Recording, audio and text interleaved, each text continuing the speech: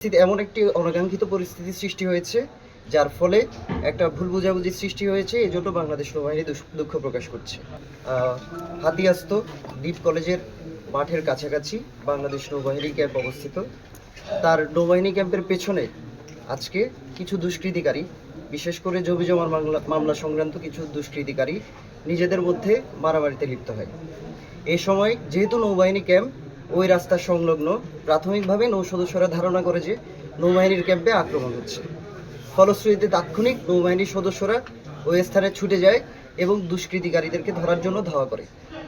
এই পরিস্থিতিতে আমাদের বিএনপি প্রার্থী জনাব শাহীন সাহেবের বাসায় কিছু নৌ সদস্য দুষ্কৃতিকারীদেরকে ধরার লক্ষ্যে প্রবেশ করে এবং এর ফলশ্রুতিতে একটি ভুল বোঝাবুঝির সৃষ্টি হয়।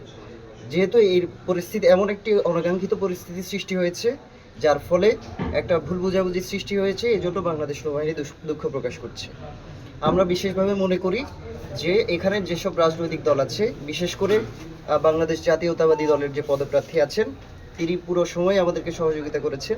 এ ধরনের ভুল বোঝাবুঝির কোনো অবকাশ নেই। আমরা সকল রাজনৈতিক দলের সাথে, বিশেষ করে বাংলাদেশ জাতীয়তাবাদী দলের এমপি পদপ্রার্থী যিনি আছেন, তার সাথে আমরা যোগাযোগ করছি এবং তাদের সাথে আমরা কথা বলেছি। যেহেতু বাংলাদেশ নৌবাহিনীর সদস্যরা দুষ্কৃতিকারীদেরকে ধরার জন্য ওনার বাসায় প্রবেশ করে, এর ফলে কিছু ভুল বোঝাবুঝির সৃষ্টি হয়। আমরা এর জন্য আন্তরিকভাবে দুঃখ প্রকাশ করছি এবং পরবর্তীতে ওনার বাসায় এটা বুঝতে পারার পর তাৎক্ষণিক আমাদের নৌ সদস্যরা ওই স্থান ত্যাগ করে চলে আসে। বর্তমানে হাতিয়ার পরিস্থিতি স্বাভাবিক রয়েছে। কোনো ধরনের বিবাদ কিংবা কোন্দল এবং কোনো ধরনের দুষ্কৃতিকারী এখানে আর অবস্থান করছে না। আমরা পরিস্থিতি শান্ত করেছি এবং আমরা স্থানীয় প্রশাসনের সাহায্যে, এছাড়াও শামীম সাহেব যিনি বিএনপির পদপ্রার্থী ছিলেন, তার সাথেও আমরা কথা বলেছি এবং সাংবাদিক এবং জনগণের কাছে আমরা জানাচ্ছি যে একটা ভুল বোঝাবুঝির সৃষ্টি হয়েছে। নৌবাহিনীর ক্যাম্পে কোনো প্রকার আক্রমণ হয়নি।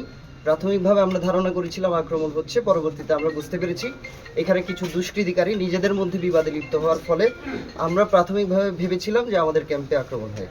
ফলশ্রুতিতে একটা ভুল বোঝাবুঝির সৃষ্টি হয়েছে। এ ধরনের অনাকাঙ্ক্ষিত পরিস্থিতি ভবিষ্যতে যেন না হয়, আমরা আরও সতর্ক থাকব এবং আমরা বিশ্বাস করি যে এ ধরনের পরিস্থিতি যেন না হয়, এই জন্য প্রশাসন এবং এমপি পদপ্রার্থী এবং বিভিন্ন রাজনৈতিক দলের নেতারা যারা আছেন, যে সহযোগিতা আমাদের জন্য সবসময়ই বিদ্যমান রেখেছেন, সেটা জারি থাকবে। এই পরিস্থিতিকে কেন্দ্র করে সামাজিক যোগাযোগ মাধ্যমে কিছু ভিডিও ছড়িয়ে পড়েছে। এ ধরনের অপতথ্য থেকে আপনারা দূরে থাকুন এবং অপতথ্য ছড়ানো থেকে বিরত থাকুন। আমি সাংবাদিকদের মাধ্যমে জানাতে চাই, পরিস্থিতি খুবই স্বাভাবিক আছে। বাংলাদেশ নৌবাহিনী ক্যাম্প আক্রান্ত হয়নি। আমরা সুস্থ এবং স্বাভাবিকভাবে হাতিয়ার ভবিষ্যতে আইন শৃঙ্খলা রক্ষায় নিয়োজিত থাকব। ধন্যবাদ।